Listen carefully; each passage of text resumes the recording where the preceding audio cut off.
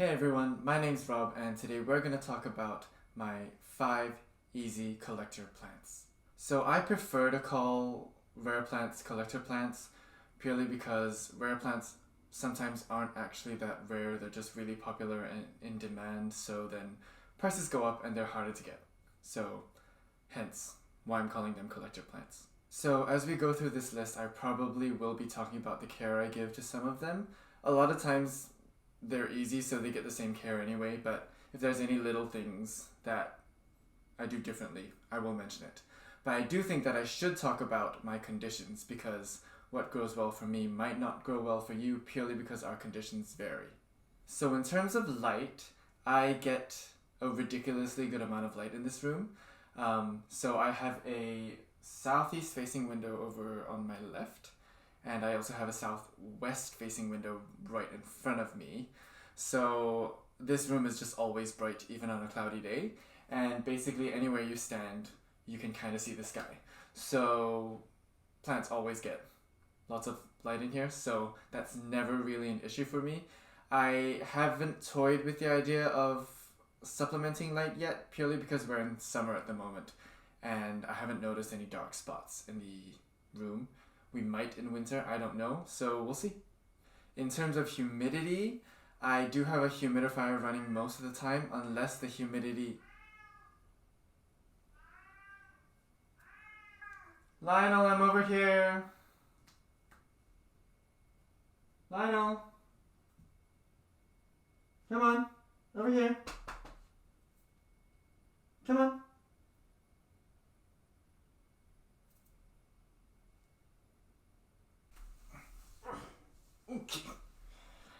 Okay. He's very needy. Say hello. Say hello, Lionel. Hello. Okay, so back to humidity. I do have a humidifier in the room, and I do run it most of the time. And the humidity stays between 60 to 70% most of the time.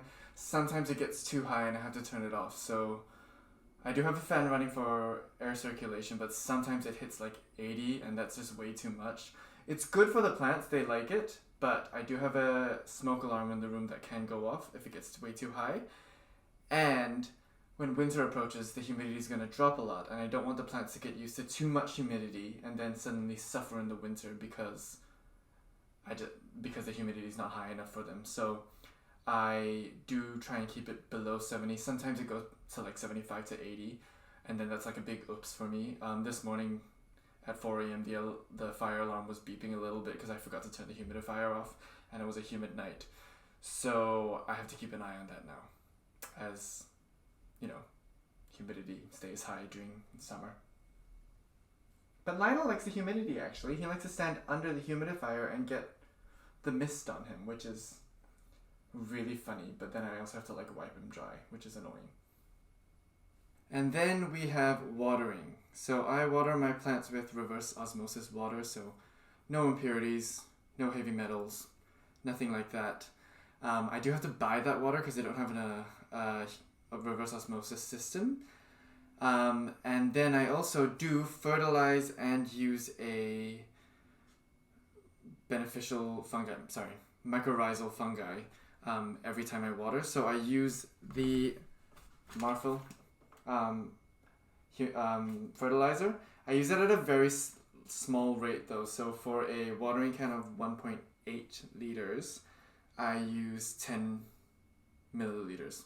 So like very little. So it's like every watering they get just like very little nutrients. And I do that for all my plants and they seem to like it, and I think that's a lot better than trying to keep schedule of when you fertilize something, because that can get... I tried to do that and that was just way too convoluted for me. I couldn't do it.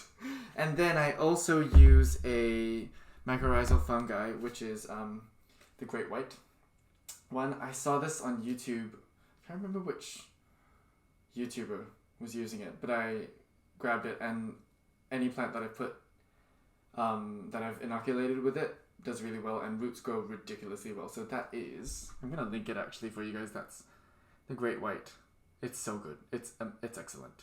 So I mean, you could probably just use this and not the fertilizer if you wanted to, because the great root growth results in growth anyway, but good. I also use a moisture meter for all my plants that are in soil and sphagnum. And that is purely because I'm really bad at telling when something's moist with my finger. I try, and I can tell when it's like dead dry, but there are a lot of plants that I have that cannot go dead dry, like my Kisses Discolor over here, and so I use this, and it's never failed me. So, and I will talk about, for each plant, I'll probably talk about how dry I let them get. Most of them, no, I think all of them, I wait till it hits like 3 on the moisture meter, and then I water. Okay, forget what I just said, that was a lie. My ZZ Raven does not. I do not use the moisture meter on this because I don't need to, because it's in pond, Latruza pond.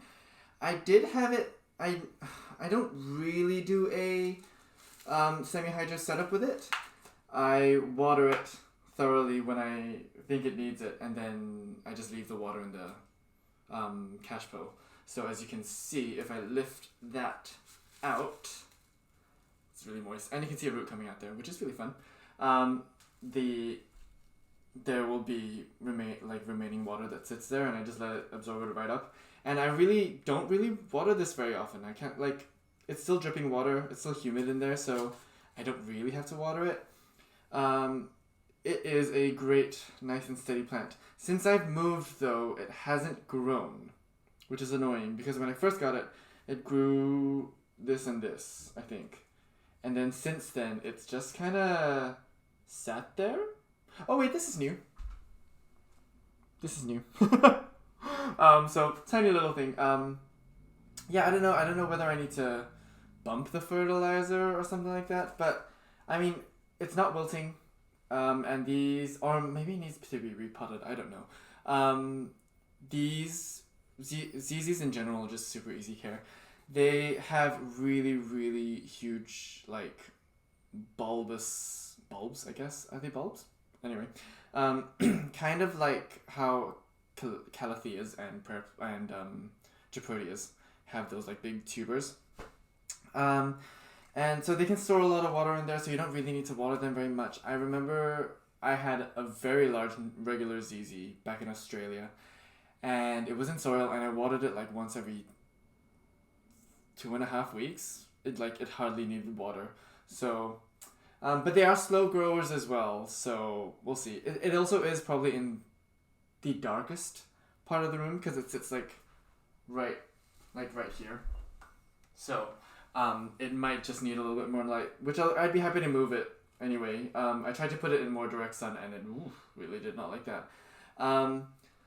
But this is a really nice one to have. I really wanted one back in Australia, but I never got it because I had a big ZZ anyway. And I knew I was moving here, and I didn't want to buy something that was going to cost me a little bit more and then have to get rid of it. And so I told my friend Emily, I said, that's the plant that I would buy when I find a nice home. And unfortunately I don't own a place, and we're renting, and we're not going to stay here for too long, because we do want to move out from here eventually. But I saw this in the store and I had to have it, and I probably paid way too much for it, but it was a larger one and I like it. And I can't call it Poe, like Edgar Allan Poe. But yeah, so let your ZZs dry out and they'll be happy, basically. So I think I mentioned this in plants I don't like as the only syngonium I want, one of the only syngoniums I want, and I think it's also one of the only plants with pink on it that I like. This is the Syngonium Milk Confetti, and I absolutely adore this plant. So there are a few collector plant stores here in Guelph. There's Secret Garden, which I buy a lot of plants from, and then there's also We Pot Plants. They don't have a physical store, but they do online stuff, and they do garage sales sometimes. And I went to a garage sale. I was gonna do a haul, and then I just got distracted, so I didn't do it. But yeah, I went a month ago, and they had milk confettis. I chose one of the cheaper ones because I was also bought an Antherium silver blush and a Philodendron McDowell. So, so I kept the prices on low. There were bigger ones. I bought a smaller one. It's grown 2 new leaves though, and they didn't. A lot of the plants that I got from them, they don't have as extensive root systems as the plants from Secret Garden do, but that's fine because Syngoniums root super easily. Because I've only had it had very little roots, and it was in a small planter, and I potted it up like 2 sizes, probably a bit too big, but I wanted it in this and I was impatient. And it's already grown roots outside of the pot, so if you can look at that, like, yeah. So that root was white 2 days ago, but I dried out a bit too much, and Syngoniums can dry out and be fine, so that's okay. But yeah, I really love this plant. It's easy. Syngoniums don't need a lot of light to grow. They do need light, but not a lot. And they grow quick, and they can do 2 things. You can grow them up poles to get nice mature ones, and you can get them dangling. I actually want this to trail, and then I might take a cutting and then grow another one as a climbing plant. I absolutely love this. I love this pot as well that it's in. So it's another one that's actually a self-watering pot. As you can see, it's meant to have moisture down below. And I do keep a bit of water down in the cash bow there, just so that the roots get nice humidity and grow nicely. Because roots do want humidity as well. And it keeps the substrate a little bit more moist, which means I don't have to water as often, which is nice. This is not the actual cash bow it sits in. This is because that cash bow is attached to the wall and I don't want to take it down. It's just way too much trouble. But I do have a few plants that just kind of sit up there like that, and I really like it. So that's nice. This one, Syngoniums can dry out a little bit more. I'm just going to check the moisture while I'm here. And that's still pretty moist. That's at like a 7. Yeah, it's at a 7 at the moment. I think I watered it 2 days ago. So yeah. And I do let this drop to about 3, sometimes 2 if I feel like it still looks pretty perky. And so I take 4 readings around the base of the plant.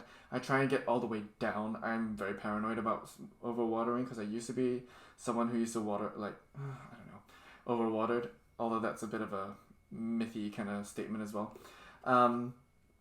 And then I give it a thorough drenching with, the fertilizer and mycorrhizal fungi, and it's really happy. And the fungi has really helped with the roots. It's so well rooted now. It's great.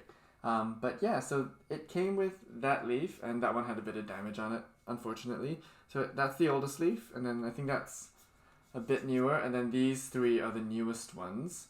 So we've got that. I don't know why this is still not fully opened, because this is actually probably, if you look at the way it's growing, this is the 3rd oldest leaf, and then this is actually the newest leaf, which is opened before this one.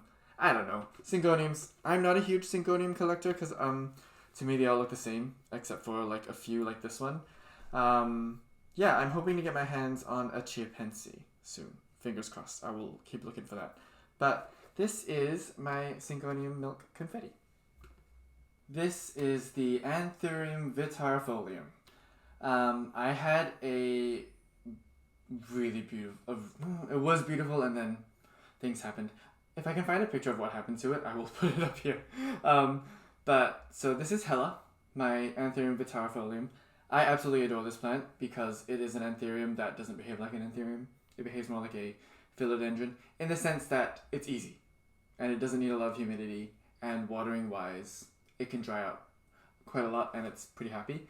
I love it because it gets these long pendant leaves. I'm gonna put a picture up of mature ones somewhere here. And I can't wait for this to get long leaves. I think this might become long. So they grow up small and then lengthen over time, which is really nice. I had a hard time finding this. I don't know whether it's harder to find in Canada than it is Australia, but in Australia there were a lot of tissue culture ones that you could just kind of, they were so readily available. I think I got mine for $40 in Australia, and I think this cost me a lot more, like $75, $80. And then I had to pay for shipping, so it came up to like $100, almost $100. But I did see an ad for a store on Instagram, love Instagram, And they had this in stock, and I would just like, and it was only one, so I was like, bye, straight away. Didn't even think about it. Didn't even think about the bank account, unfortunately. But that's okay because they're easy to care for, and like they're never gonna, like, these will not die. Like, you cannot kill this. Trust me, I know. So I had a really nice one that was grew really long leaves, and I had, at the time I didn't have Lionel. I had Archie, and Archie is here with me. He came from Australia with me, and I was also fostering a cat named Marianne. I hated that name, so I called her Little M. And she was a stray that they were trying to get accustomed to humans, and she did not like me at all. It did not go well. We had to move her to like a female carer because we found out that she liked females more than men. Females more than males. Men and women are a different thing. Anyway, and she knocked this off the wall twice, and like, I don't know how long because I was working full time at the time. I don't know how long the Vitarfolium was on the floor, just sitting there, and each time the plant just bounced back, like no problem at all. Like, it, like, roots destroyed, gone, like put it back in the pot, would keep growing. It was fine. I'm just so glad that they didn't eat the whole thing and die from like toxicity. So I do this the same. So most Antheriums with the moisture meter, I water at 4, not 3, but this one I let it dry out to about 3 because it's again a plant that if you feel the leaves, and if you've taken care of plants enough, you can feel the leaves, look at it, and tell what kind of moisture level it needs to be at before you water. And this one, it can dry out. I look, honestly, because I know what's happened to this plant, a plant that I had before. I know that it could probably go to like 1 and be fine, but I don't want to do that because I don't have to, and it won't thrive. It'll just survive. But yeah, so I again do a reading.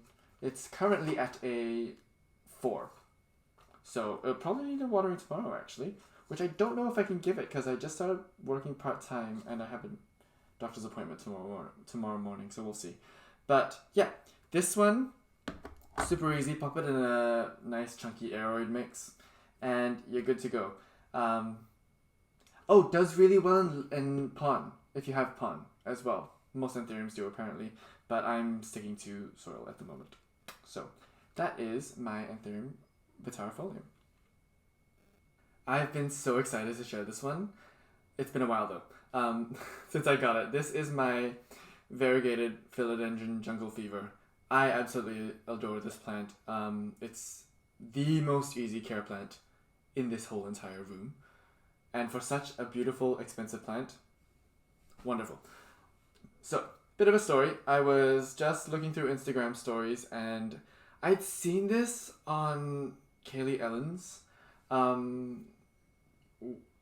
page a while ago, but it didn't process in my head until I like realized after a while that I'd seen this before. And I was just going through Instagram and Secret Garden Boutique's stories popped up and this was on it. And I immediately sent a message to Lori and was like, do you have any left? And she had one left. Well, she kept one for herself. One left, and they were $150, and it was, I think this leaf was not there. So I've had it for like 2-3 weeks in it now. Anyway, and I was like, ugh. And then she decided to put it aside for me, and I just transferred her money for it, and I picked it up a couple days later. And now I have a sustain meter in it because when I got it, I was paranoid I would kill it because it was $150 for a small plant. It turns out I don't need it. It's so easy to care for. Although it could be because the susties in there. So any plant that I'm afraid I might kill, I put a sustie in. Because susties have never failed me. I've used them on a bunch of plants and they've always been good. Very good for calatheas, by the way. Anyway, picked it up and I absolutely fell in love with it. And it is one of the easiest plants I think I've ever owned. And it's very typical of a scandent type philodendron. They come in quite mottled, kind of like the. I guess I like it because I like the mottled Whipple way as well, but I can't afford that. And this is kind of like the Snowdrift as well. So apparently it's the same. Oh, I can't remember what you said. It's like the same parents, but the other way around or something. I can't remember. If anyone knows, tell me. I think it's a Gigantium and a. I don't know. Yeah. Ah, well. Anyway. But it is one of the easiest plants I have ever looked after. I don't have to do anything with it. The only reason it's in this pot, I normally would just leave it in the nursery pot, but I stuck my finger in to check the moisture, and I pulled my finger out, and the whole plant came out, and so I was like, guess she's getting repotted. And, like, didn't miss a beat. And I'm not a fan of repotting plants straight away, although I do sometimes because I can't help myself. But, yeah, did really well. This is such a beautiful plant. I can't get over it. Oh, it looks really good on camera, too. Ooh. Look at that. Oh, that's crazy. So, as Lori told me, they start off kind of like very, like, variegated. Kind of like if this is the newest leaf, like that's the variegation you get on it. If I can get like a good visual there. Like that. And then they slowly fade down to like a more solid color. Or sometimes they remain like variegated with a darkening on one side. So that's like the half moon kind of thing. And so this is one of the older leaves as well, and it's stayed variegated as well. So I'm trying to give it good light, but I'm pretty sure this is stable variegation. So don't have to worry about that. This is such a wonderful plant. I couldn't recommend it more to anyone. It is on the pricier side of like plants, especially like this is small. So the reason I decided to get it was it was $150, and I looked online, and a larger one, and some people kept selling like large one leaf cuttings for like $300, and I was like, look, this is an actual plant.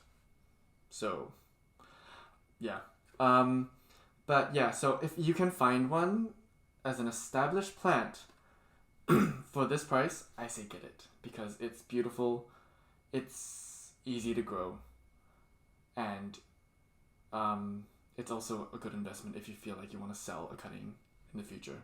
You do have to wait a while though for these to get big, so you can actually get like nodes, but I think it's worth it because it's still pretty, and it doesn't disappoint. It's a little bit leggy because it is in the darker side of the room over here, but I am trying to find a better spot for it. But the leaves still are getting variegation, and they're big, so I'm happy with that. And again, same thing, reverse osmosis water, very small amount of fertilizer every watering, and then the macrorhiza, and then you're good.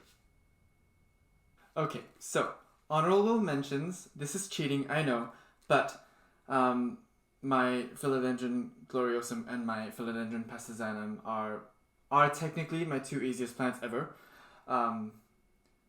But because of the way that you have to pot them, because they're crawling plants, I'm not including them in the list, because you couldn't be like a beginner houseplant owner and then pot it up and be fine, because a lot of beginners would pot the stem under the surface of the substrate, which would cause it to rot. So that's why you have to be pretty confident with knowing how to pot them up and keeping them stable until the roots solidify and get there. And these, look at this, the fertilizers really worked on these two. Like, this is really sad. So it was a perfect leaf, and then my finger went through it. Let's go through that again. My finger went through a brand new leaf when I was watering. I could have cried. Like, I was on the verge of tears. Yeah, it was so upsetting. It was so upsetting. I mean, it's still a nice big leaf, so I think the next one would be just as big and just as beautiful. But come on, a finger through a leaf? Why? Anyway, and then this is my pastizanum, which has a wonderful, wonderful leaf. And now, these two are super easy to care for. And then they also give birth to, because they've been hybridized together, they give birth to the Philodendron Dean McDowell. Now, I did mention earlier I bought one. It was potted up, but I wasn't happy with it because it is also a crawling philodendron, and it needs to be potted like that. but the stem was growing like that. And anything below this, water everywhere, anything below this was actually just roots that weren't growing anyway. So because I looked at it and they were kind of like black and darkened roots. So I was like, useless to me, don't care. So I cut them off. I like to pop propagations in wax, just so that I know it's not going to rot when I put it in, because philodendrons can rot when they get wet. And they're not calloused over. Oh, Lionel, please don't knock anything over. Please be careful. There you go.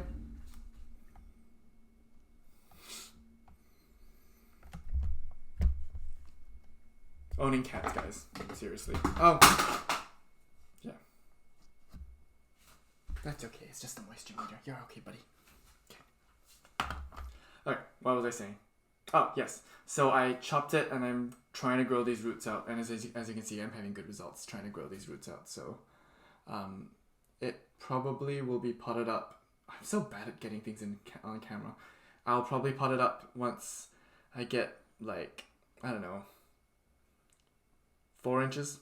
I want to make sure it's a good root system because I want to pot it in a long pot and let it crawl.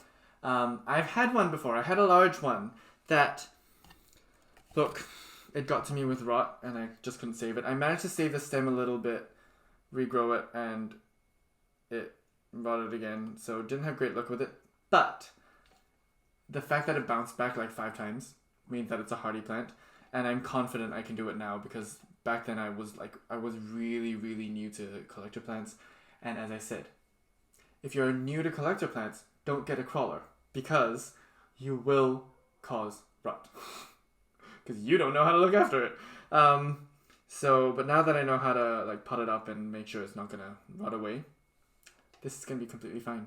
So I haven't named it yet, but I can't wait to have this Passasanum and the Gloriosum all next to each other. I'm such a sucker for big heart-shaped leaves. But yeah, so this is exciting.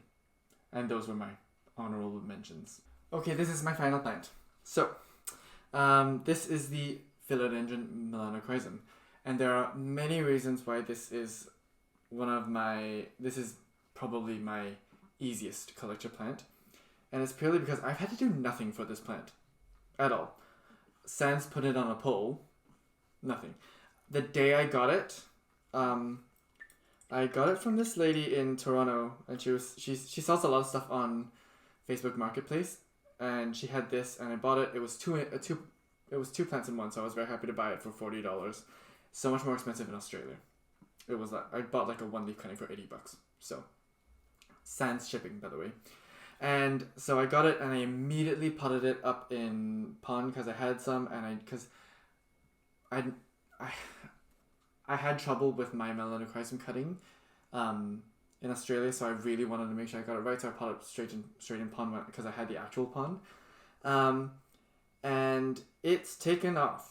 I cut off the bottom leaves because they were touching the pot and getting like a bit, but I think I mentioned this in my May favorites, and this was the newest leaf at the time, and it was too chubby. I wasn't happy with it because Melanocrisms, you want the long leaf, not the fat leaf. And it turns out I am getting the long leaf, so this one is the one that's going to be, this is the start of the like Melanocrism getting longer. It's rooted really well into this pole. It's 2 plants in one, so I've got another long leaf coming in through here. They're crossing over, unfortunately. So as you can see, they're crossing paths here. But I think that should be okay. I think that'll be okay. So I have it on a classic moss pole, but there's another YouTuber that I follow, and I think she's friends with the YouTuber that I found the great white mycorrhizal fungi from. And she does this lazy pole. I cannot remember. I'll link them down below and ask them for. I hope they are okay with that. I'll send for permission. But yeah, this lazy pole is how she pots stuff up on poles, and I absolutely love it. I've potted everything on that pole, that kind of pole. And so it was on a classic pole, and I got lazy in trying to extend the pole, so I just added the lazy pole on top. But I anticipate this is just going to get longer and longer and better. Again, I keep it in a very weak nutrient solution in the Cash Pro, and it's rooted well because I can just pull it out like that and it's fine. And we have roots coming out the bottom. Oh, she might need a repot. Oof, I don't want to do it. Whatever. She'll be fine, right? I think she'll be fine. But yeah, so look, I know there are people on YouTube who have hated on this plant because they're like, oh, it doesn't get the long growth. I can't get it. I don't know. And they say it looks just like a Mican's. I think it looks nothing like a Mican's. I don't know. It's velvety and it has like similar traits, but I definitely think you can tell the leaves apart and the growth pattern apart. I absolutely adore this plant. I don't know, like I don't even have to do anything for this plant. I just put it in the window and it just grows. Like, loves a little bit of direct sun in the morning. Give it that. And that's it. It sits on a windowsill. I don't have to check moisture because it's semi-hydro. You could also, if you didn't want to do semi-hydro, because sometimes if roots sit in water, they rot a little bit. So I do let it dry out sometimes. So once the nutrient solution goes, I do leave it a day before I water it again because I don't want the roots always sitting in water all the time. You want it to have some dry spells. And yeah, it's right in the window that I look at over there. You can see it there. So I walk in and I see it straight away and it makes my day. Every day. And a lot of times it gets a little bit of guttation, so a little bit of water dripping from the ends, which is so cool to see. You know, I say everyone should get this plant if they can because it is a collector plant. Funny story, actually, if you read up about it, it actually was common in the 80s. Was it 70s or 80s? In the 70s or 80s, it was actually a common houseplant. And then lost popularity. And then now came back as like this, ooh, must-have plant. I think purely because people realized you can grow it on a pole and it gets big. Because previously people would grow it trailing. And so they, obviously other plants you can trail as well, so lost popularity. Gained popularity again, and now has become more common. Surely because it's easy to grow, right? It has to be. It's the price has dropped so much since I started getting to plants. And $40 for 2 plants in a pot. I don't know. I know it's not like nursery prices or like store prices. Pretty good still. And it's sad. It's just done nothing. I've done nothing and it's just grown really well. I don't even have to try. It's great. So if you can, get an established Melanocrism. Because the cuttings, I can tell you from experience, very difficult. Established? Whew, worlds apart. It's so beautiful. And you don't actually have to have it on a moss pole. You can just put it on a bamboo pole. Yeah. Or you could try growing it on a trellis. I think some people do that. So I think this is a good plant to have. But yeah. So that is my number 1 easy collector plant. So those were my 5 plus 3. I cheated a little bit. Easy collector plants that are in my collection and based on my conditions. I always have to put a disclaimer there. I am a little bit busier at the moment because I've started working and I'm also studying for the physiotherapy exam. So the YouTube thing is just for fun, so I'm not putting pressure on myself to do videos every week. But if you do want to keep up with my collection, because it will be expanding, it's slowed down a little bit because I've been busy, but it will keep expanding. I do intend on buying more plants. If you want to follow along just to see how my collection expands and a little bit of care tips here and there, then like the video and subscribe. And we will see you next time. Say bye. Bye. Bye.